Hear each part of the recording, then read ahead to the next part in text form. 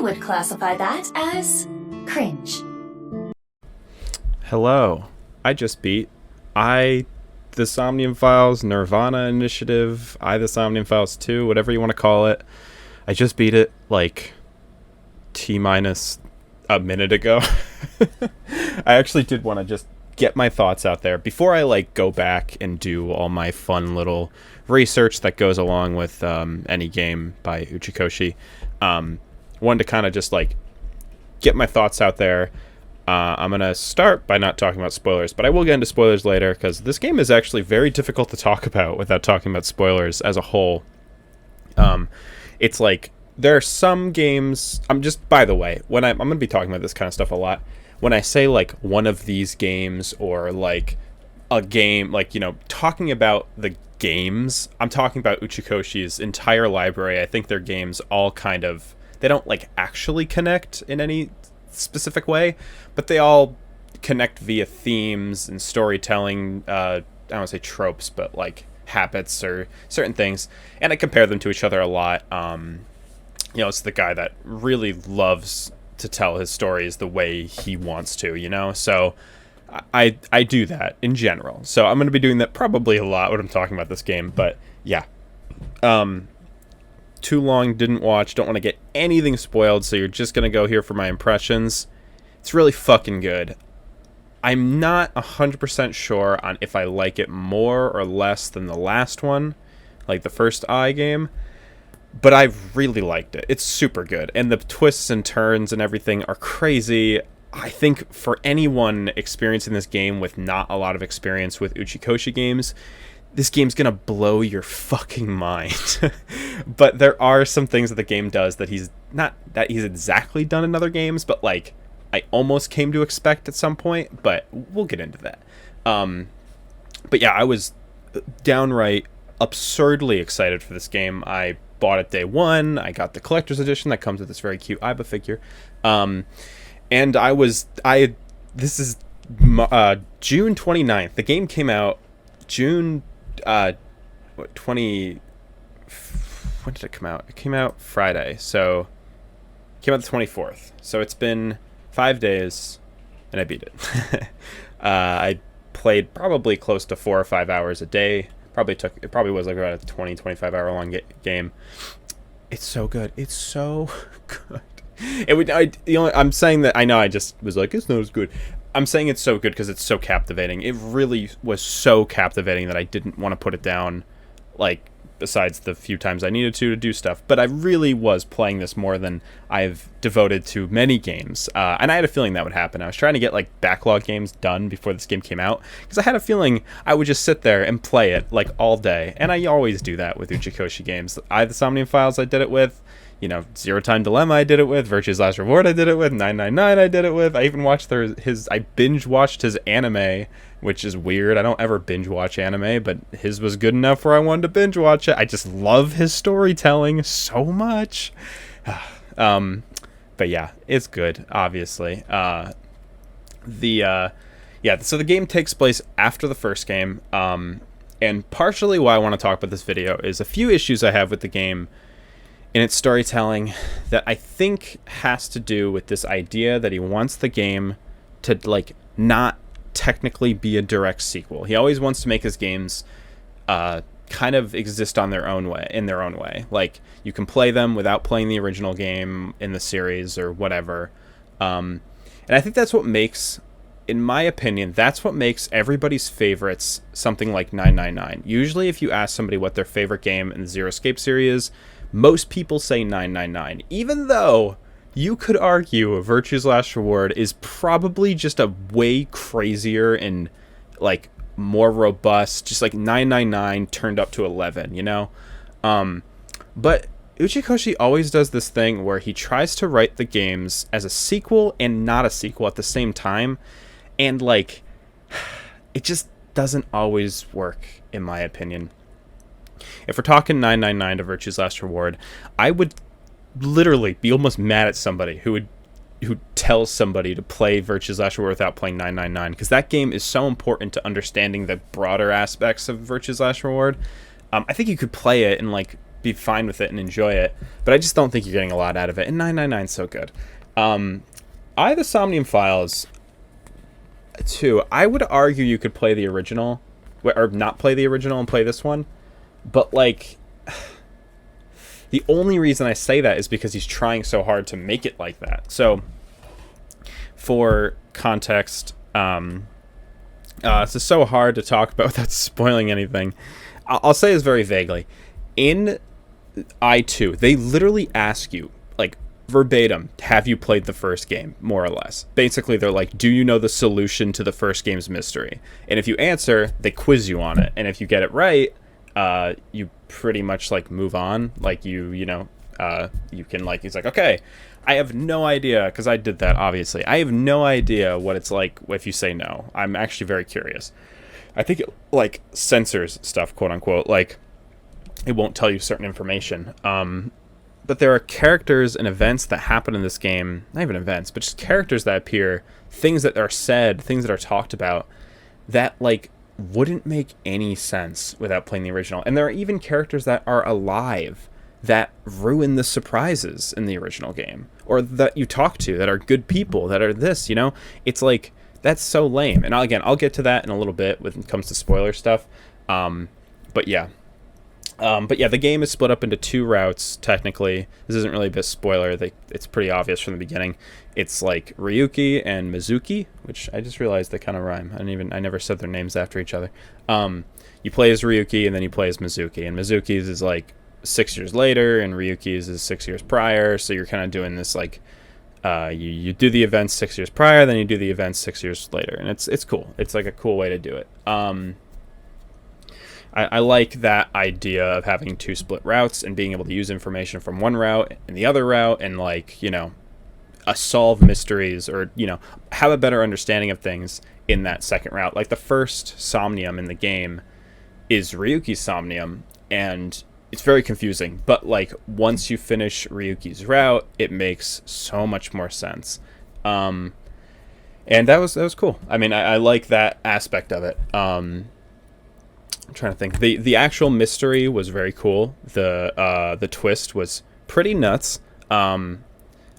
Again, it's gonna take some, like, digging, because I always, you know, do a thing where I'm, like, holding the case right now. I always do a thing where I beat the game, and then I do, like, tons of research. Like, you know, I look at, like, the Discord, I look at the wiki, and I go through all these things going, like, okay, what information did I miss? What information went over my head? And once I piece it all together is when I can be like, okay, was that a good twist? Was it foreshadowed a lot? Was it, like, is it even blowing my mind after beating the game? That's kind of how it is. Some games do it better than others. I remember 999's is really good. It's very, like, simple. Virtue's Last Rewards is absolutely insane. And, like, the foreshadowing, I just don't think was that potent enough. I remember thinking, like, yeah, but it's just so convenient in ways. Like, the mystery, like, what the twist is like weirdly convenient in certain circumstances. And then in Zero Time Dilemma, I thought the twist was excellent. I thought the way that was foreshadowed was really cool, and it was very confusing but crazy.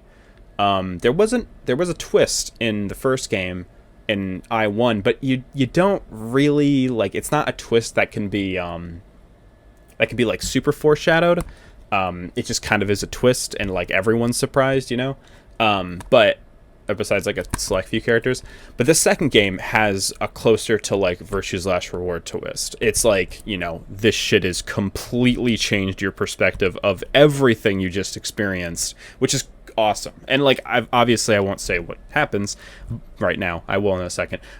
But yeah, it's really good. I'm sorry if I'm rambly. I literally just beat it. It's cool. I'm just glad it exists. I'm just happy Uchikoshi, I just hit my microphone. I'm just glad Uchikoshi has an ability to write these stories, and I can consume them and pay money for them and give him money and consume this media like the glutton that I am. And I'm excited for whatever else he has to make. That's pretty much it. If you are planning on playing it, play it. Please, play all of his games. The Nunnery Games Collection, Zero Time Dilemma. People have select opinions on that one. It is worth playing. By the way, this series, his games are like my favorite thing ever. I'm such a shill for them. I have been a shill since like 999 first came out. They're just so good. Anyway, play them. Play this one. Play I first. Play the first one first if you can, and then play this one. It's worth it. It's a lot of content. I know I'm saying that right now, but if you haven't, if you got the time, it's worth it. In the future, come back here, tell me you did it. Be like, hey, you did that, and I can put it on my list of people I've converted to Uchikoshi fans, because I swear to God, I have like a conversion list. I have like people that I've converted over the years to these games. But anyway, let's talk about spoilers. So if you have not played the game, stop watching. Just press the pause button, close the video. Don't even think. I wish I could like make my voice sound different, so I can be like, hey, if my voice sounds like this, don't listen to this audio. Don't skip around. It's gonna sound weird, but you'll get used to it. But I can't do that. Anyway, if you're watching this, go away. Only people beat the game now, okay? I don't want to ruin it for anyone. So yeah, I lied just a second ago, by the way. The twist is crazy, and it completely changes the way you thought about how you were rooting through this game. Fucking sane. I love it, but I also was a little... It is probably the Uchikoshi twist with the most conveniences. And I don't know how to word this in any other way. I'm wording this in the only way I know how. I have to go back. It might be really well foreshadowed. I don't know. But a lot of circumstances, I have like a list of questions that I was literally compiling as the game went on, being like, why was this not mentioned? Like, why did nobody mention this? Why was this so confusing? Why was this not mentioned in the future? Why was this piece of information kept from everybody? Like, what is going on? The one thing that was quite literally never answered, unless I missed it. Why? Okay, so... For context, again, this is for anyone who beat the game, so I'm about to say some spoilery stuff. Why the fuck did BB wear Mizuki's jacket, or why did Mizuki wear BB's outfit in the future? Is that just coincidence? What, like, why did they look exactly the same? Is that just coincidence? Again, it's like, oh, well, they did that so when you're in the past thing, you wouldn't know you're the other Mizuki. Like, yeah, I know that, but like story-wise, why did they do that? They didn't explain that. Again, it's supposed to confuse you, and it did a really good job, by the way. There were so many instances. I have never been this confused playing a game like this, and like, I love how he does this. He knows exactly how the players will feel throughout playing the game. So there's like, you kind of get it, and then like, information stops making sense. And like, you know, I remember one of the first instances I noticed was like, you know, Ryuki says like, oh, I just saw Mr. Date, and I was like, what? And then Mizuki's like, what the hell is he talking about? And I was like, and he's like, you must be delusional. And I was like, okay, like that's good to know, whatever. And I was like, because Date died, I guess. Like he died. Ryuki said he died. And I don't think it was mentioned before that he had not died. That was a thing that was confusing too. It's like, did Ryuki at some point in the story, it was like you're playing and it's like implied that Date is dead. And I'm like, okay, but like, why am I not getting any piece of information that says like he's missing or like they didn't find his body? Did I miss that? Like, I feel like I didn't get that. I would have definitely committed that to memory because I assumed Date died because I had problems with that death too. So I remember being like, well, he's like not important to the story and they just like made him important at the very end and killed him off for like dramatic effect. And I'm like, if you hadn't played the first game, that wouldn't really mean much to you, honestly. He just kind of is there. But yeah, anyway, I didn't get that information, I guess, or it was not given to me. So I was like, that's such a weird, convenient thing to never be mentioned. It's like, I guess it's just not mentioned that he's like MIA, like they couldn't find him. But like, even like if Ryuki's like, I just saw Mr. Date, why wouldn't Mizuki respond and be like, wait, what, really? Like, you found him, or like he's alive, instead of being like, you know, like, shut the fuck up, he's delusional. I guess it has been 6 years at that point, but whatever, right? Yeah, I guess, yeah. Whatever. That's what gets confusing. This game is going to take a lot of like backtracking through everything and being like, okay, now that I know the context that this was not 6 years ago, or this was 6 years ago, I have to now apply this to what's happening. Also, weird conveniences are like, I get why they did it again. certain models change after 6 years, and like theoretically everyone should change a little bit after 6 years.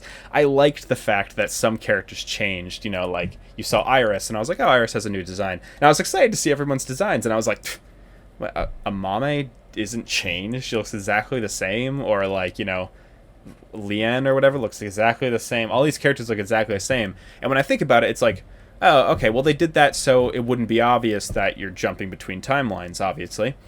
But like, it just feels kind of cheap at that point. Like, I mean, again, another weird thing that happened was I remember going forward in time, and I was like, why is Shomo or whatever, Shomu, whatever his name is, why is he still like 6 or whatever? He was like still 10. I was like, he would be one with a redesign. And then they explain at some point like, oh, he's genetic experiments, that's why he didn't age. And I was like, okay, I guess that's a convenient way not to want to change the models. And then it's like, well, that's also a convenient way to make it so we don't spoil the timeline thing and play with your expectations a little bit. It's cool because it really does play with your thoughts on what's happening. It plays with all of your, your problem solving, all this stuff. It starts fucking with you, which is amazing. I like games that do that.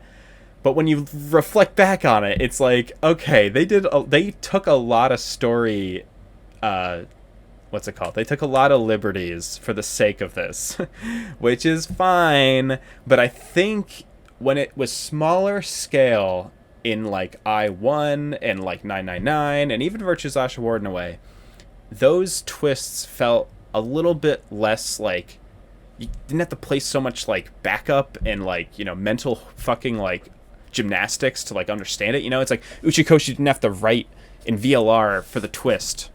Spoilers, I guess, a little bit. I'll be vague. Spoilers, I guess, but whatever. VLR, he didn't have to write like every character's dialogue is different suddenly, or every like model, all this like, mental gymnastics to make sure that the twist works. All he has to do is cover up mirrors. And even then there's like a plot hole with water. So it's like, they're like, oh, what about the reflection in the water? It's like, that's all he had to do to make that twist work. And like, in this game, you have to make so much to make the twist work or be believable, And it's like, he did it, technically, but there's a lot of hits that, I don't know, the story takes, but just like, your understanding of things take, and it makes you confused, and it works in some ways, but I just don't 100% think it works in other ways. One thing that confused me, let's look at my list of questions really quick. I'm going to see if I got those answered at all. I do think, really quick, one criticism, I do think Ryuki didn't have the greatest implementation. I liked him during his story, and I think it's cool, and the stuff with the Freyr stuff is pretty cool. I like how that ties in to the ending. It leaves it very open-ended, very like unsettling ending. I like that a lot. It's very cool and like freaky. And that's really works really well with his games. I think it's cool. But otherwise, I think like once Mizuki starts, it's like Ryuki gets like a real backseat, and like even like the grand scheme of things, it's like, I don't know. Like whenever you see him, you don't even have conversations with him with Tama or anything. It's like, I didn't understand that either. At one point, they established that they can all talk to each other. Like, it's like, oh, well, Tama can talk to Aiba can talk to this, yada, yada, yada. And then, like, I'm like, okay, well, then why didn't they ever communicate? Like, I know there was, like, a thing where it's like, oh, Tama lost her memory or something. But it's like, there was information that Tama would have had that would have benefited the case if they talked to them. But I guess also Ryuki was, like, delusional and being weird at some point. But I thought that was in the past he was doing that. I don't know. That's a little confusing. There's probably an explanation for that. I just could not, my tiny pea brain could not figure it out in the moment. Let's see. Yeah, why did Tama never talk to anybody? Yeah, after Date dies, like, it's weird because like it's kind of implied that Ryuki's like really shooken up about Date, which I'm not even sure if it's true anymore. But I was asking, like, did no one tell him the body wasn't found? Like, because it was implied that, like, Terror, like, took the body. And it's like, well, where'd he go? Like, is it? Well, I know. Who cares where he went? It's like, did nobody ask where he went? Like, did nobody tell Ryuki? Like, he's not dead. He just went. He's like, he's gone. And it's like, yeah, I guess that's freaky, but it's like he's alive somewhere. Like, I'm surprised. Like, Ryuki's like, we're gonna find Date. We have to find Date. Where is he? I don't know. Maybe it was like that. I don't know. Maybe I missed something. Also, I don't know. There was one point in the game, the reveal of the twist was pretty lame. I kind of wish it wasn't introduced like that. I thought maybe there would be more to it and I would understand it more, but no. It's like that thing with like Mama's crystal balls and like the end, like when she explains it to you, it's just her being like, I don't know who just said that to me, but and it's like, I guess it's like implications. I guess you could really, really, really stretch. It's Uchikoshi telling me that. No. It feels a little lazy. And I think, again, in other games, the revelation was bigger because it was like, it was more integrated with the story. It was like a thing where, you know, the twist is told to you by like a character, or you find out through context clues, and then suddenly you get the whole rundown. Like in the first game, the twist is basically explained to you through a somnium. So it's like you're playing the somnium and then suddenly all this stuff starts making sense. Then characters' faces change and you're like, holy shit. And then you like, it all clicks, you know? And I thought that was really cool. I guess they couldn't think of another way to do it or like explain it well. And again, by that point where Mama explains it to you, your mind is like racing. You're like, what's happening? Like something's confusing here. Something's not lining up. Like there are events that don't make any sense. This is this. There should have been a better way to explain that. I think it would have been way more mind blowing. It's pretty deflating. I'm not gonna lie. I did that last night. I got to that point last night, and I actually stopped playing because of it. I was like, oh, like that's the twist. Like I liked the twist. I just didn't like how it was presented, which just sucks because it's like that's a big part of it. Is like that, and there's plenty of mind-blowing moments, but that moment would have been the most mind-blowing. And it's like it really does suck that it was explained that way, in my opinion. I don't know. Maybe people would have. You can't think of another way to do it. I don't know. And then I kind of gave it the benefit of the doubt, being like, maybe this Mama crystal ball thing will go farther and it'll be something more intricate. Maybe with the Freyr. It wasn't. It was just a gag. I think Mama was like really weak in this game. Not that she was important at all in other games, but like, it's just like, it's pretty lame in general. Just like all that kind of dialogue, that stuff. Yeah, I don't know. I was pretty disappointed with that. It didn't ruin anything real. I didn't ruin like the game, but I do think it's a weaker reveal than most Uchikoshi games, which sucks because I think like that's some of the best moments in the series. Like when you put the pieces together and like one line of dialogue clicks and you know like everything makes sense suddenly. That is a moment that almost is exclusive to his games. Maybe not, but like that feeling is so potent, and I don't get it often. And it's like, I was hoping for it. And again, there are reveals that are really cool. But like, again, most of the reveals are kind of done through like cheap ways. I don't know. I thought it would have been really cool to like, as I thought there was a multiple timeline theory coming out, doing thing. And at one point you shoot off Terror's mask and like, you only see half of his face. And it's Jin's, that guy from the guy who died in the beginning. And you're like, holy shit. That's Jin's face. Like, what the fuck? And you're like, Terror is Jin. But, like, immediately after that, it's, like, basically fully explained to you that Jin is, like, two halves of a person. And it's, like, or is, like, another half of another person. So it would have been really cool to, like, have two Terrors, you know? Like, at one point you shoot off one part of his helmet and you see that. And another timeline you shoot off the helmet and you see that. And it's, like, oh, my God, there are two Terrors. And you think, like, Terror is two people, and then it turns out they're one person, and it's like, that's fucking crazy. Maybe that was a plan. I feel like shooting off half the mask is like supposed to be like a totally change the direction of how you're thinking about that, and it's like you might for like a minute, but I'm pretty sure like very shortly after that you get the explanation, and I was very disappointed that like that didn't go farther. Maybe it was something written and something changed. These games probably go through script and scenario writing at fucking hell, I can only imagine. So I don't know. I'm sure something something in that got weirded out. Yeah, also very strange. Shoma, like, it's like a reveal later that he has a sister, and a sister is a mame, which I hope you know because you played at this point. I'm watching you. You better not have listened to this spiel without playing the game.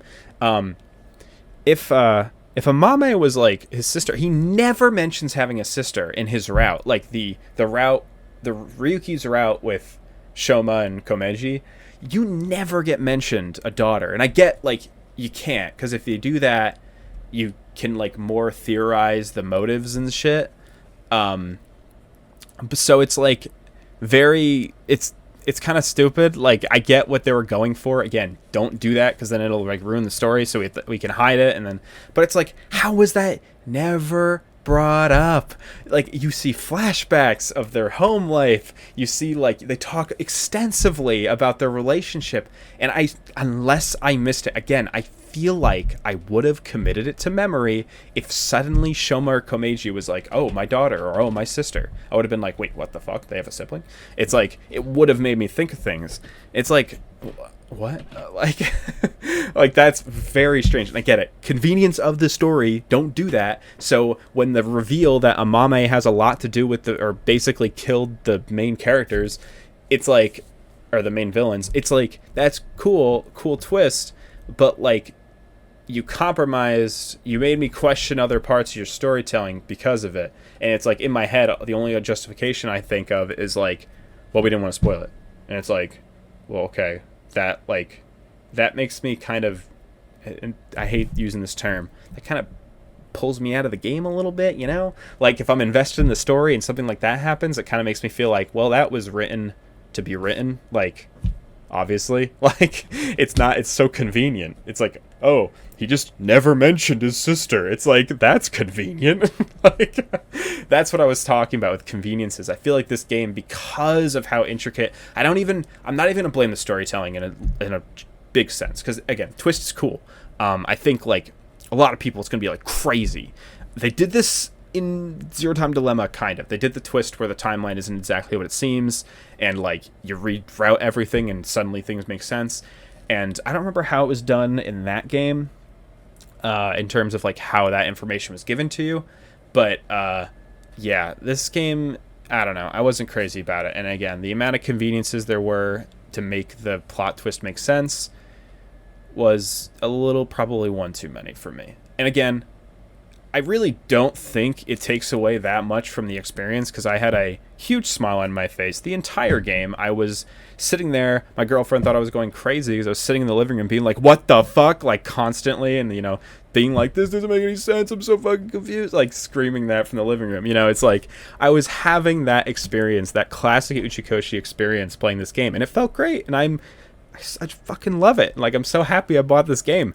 But yeah, if I'm comparing it to all Uchikoshi experiences, I think this might be one of the weaker games, which is unfortunate in the grand scheme of things. It's one of the most robust in terms of its animations, and its, like, Somnium designs are amazing in this game. Like, God, there's some really cool visual storytelling in this game. And a lot of the cool, like, more like broader themes, like the stuff with the Freyr, that shit is cool. And like the videos, like the QR video and the nirvanA video and stuff, those things are fucking cool. And the way he tries to incorporate like ARG concepts into the game is really fucking cool. I have a lot of respect for it, and I think it's really cool and really creative. Not every day you see an actual QR code in your video game that is plot relevant to scan. Well, they give it to you anyway, but like, it's technically plot relevant to scan. Yeah, I guess that's kind of it. Also, one little other question I put. The very end of the game, I don't know if anyone saw this piece of dialogue. There's like a stupid piece of dialogue. Also, Pewter, just like connected. Pewter really doesn't do much in this game. He kind of had like relevance in the first game, but he really takes a back seat in this game. Even like Boss has somewhat plot relevance in this game. Pewter just gets a total back seat. And again, something really quick about Boss. The fact that she never mentioned she had a daughter, and then she does mention she has a daughter randomly, and she's like, "You never asked," and then it turns out at the end that there's a reason she never mentioned she had a daughter, and I'm like, well, I'm confused now. Like, what's the deal? Like, is it convenient that is it because she didn't want to mention it, or is it because it was going to be plot relevant? It's kind of confusing and weird, and again, felt more just like convenience of what they wanted to do. It wasn't planned originally. It was just kind of like, oh well, this will be part of the story, so whatever. But yeah, at the very end, Pewter makes a joke about like Boss's underwear and wanting to see it, and I was like, wasn't Pewter gay? Wasn't like a big part of his character? Not a big part, but wasn't like part of his character was he was gay? Very strange thing to write near the end. People are probably gonna be pissed about that too, because I know a lot of people like stan fucking Pewter, and a lot of people really like the fact that he's gay. Feels kind of shitty to make a joke like that, I guess. I mean, not really shitty, but just feels like, why did he say that? Weird. It's just kind of out of character, but whatever. Yeah. Otherwise, I liked it a lot. 8 out of 10. Easy 8 out of 10. I liked it a lot. Have some issues with the storytelling, but you know what? I loved I enjoyed playing it. I can say I loved every minute of it, even if I had criticism, because not everything's gonna be perfect. I respect what he did. I understand why he had to make certain compromises, I suppose, or write a certain way. Either way, I suggest you play it if you haven't. I hope you have it. I hope you have. If you're watching this, just saying, you're gonna be like Freyr here. I'm gonna come up behind you. It's gonna be like going beyond the seams of reality or whatever. So it's just like the video game. I referenced the video game. Get it? But yeah. Anyway, I wanted to get my thoughts out there. I'm gonna go deep dive on this spoiler Discord page and shit, and like just eat this game up and wait for my friends to beat it. Anyway, till next time. See ya. Or no, wait, be seeing you. Ha ha ha.